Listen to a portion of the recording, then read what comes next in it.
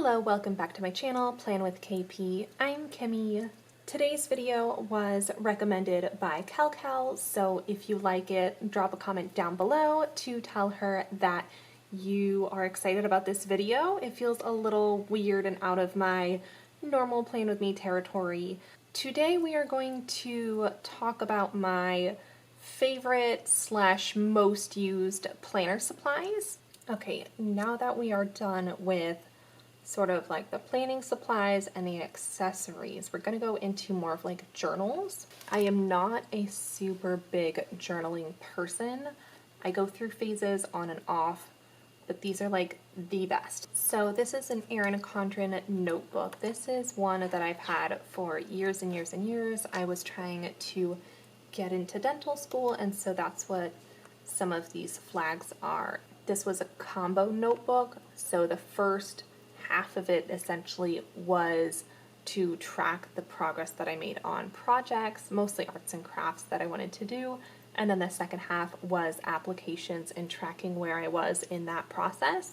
I've got my list of projects, and apparently I literally did not check any of those off. I was painting a tank, so I was trying to keep track of how many layers I did and where I did them and how many hours. I wanted to do a scrapbook of our wedding. I was tracking my progress reading through the Bible. Oh, here we go. Books that I wanted to read. I read a handful of them and still a bunch left. I've got a list of books that I guess I did officially read and the dates that I finished them, but I have legit no idea what year this is. I pulled up an alphabetical list of dental schools, and I wrote down just some of their stats, what their minimum requirements are, their prices, and then any sort of like deadline that they provided.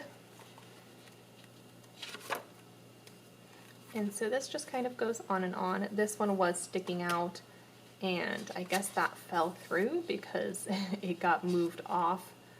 I don't know if that was because it was just too close to the other tab on the other side. But basically, there's a whole bunch of, oh yep, there was another one. Okay, so there's a couple where they had tabs. This one is for my personal statement ideas and different things I could talk about. I think these are notes from my scientific literature class that I liked that I transferred over. I wanted to reorganize the house. And then a lot of empty pages. I really, really like this notebook. It's got, again, it's the same thing. Anything Erin Condren has great paper. You can change out the covers. I've never, ever changed out this cover because I associate this notebook with this planner cover. So if I took this and put it somewhere else, I probably wouldn't know where to find this because I'd be looking for the wrong thing. These are two more notebooks that I have.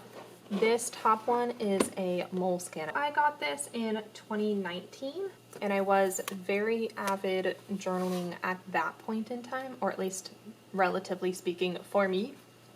I made it about halfway, and then things stopped, and I have a suspicion it was because of everything going on in the last couple of years. I know everyone says it's important to log the memories of the last couple of years, and frankly, I don't want to remember it. I do not want to be going through happy memories and then come across a dark point in my life. I don't want that. So this has been untouched for quite a long time, and it will probably stay untouched for another quite a long time, but that's okay. It's still beautiful. It still does the trick if and when I want to pick it back up. I can definitely just continue on. I really, really like the paper in here, and so it's like soft paper, and I don't know how to explain it other than that, but it really does feel nice to the touch. And because I was writing front and back, I did not use any sort of gel pens in here. It is specifically black ballpoint. I used these guys for the most part, almost every time when I was writing in here because, again, great pen, great paper, easy peasy, no bleed through. This is great. This is journal number 2. And mostly I own this because it's pretty. There's a little bit written in here, but I mostly keep it out for decoration. I am a Van Gogh fan. This one, I have no idea what brand it is. I did check earlier, and here's the little barcode if you're interested in looking that up. It's got texture to it. Oh no, I don't know what I did to it. Oh well. So the cover is textured, you can hear that. The paper is nice. It's not as soft as the moleskin, and it's not textured like my Erin Condren that I'm used to. It's pretty much just like generic paper. It does feel nicer than standard printer paper. So those are just a couple of honorable mentions that are more notebook related and less planning related, but yet they're still favorite items, just not necessarily in use 24/7. Thank you so much for joining me, and I'll catch you in the next one. Bye!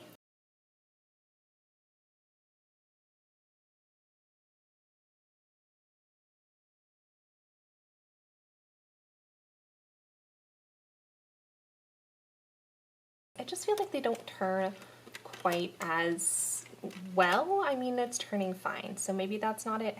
It might be a size thing, might be because it's not clear. I don't really know, but this big one is definitely my preference.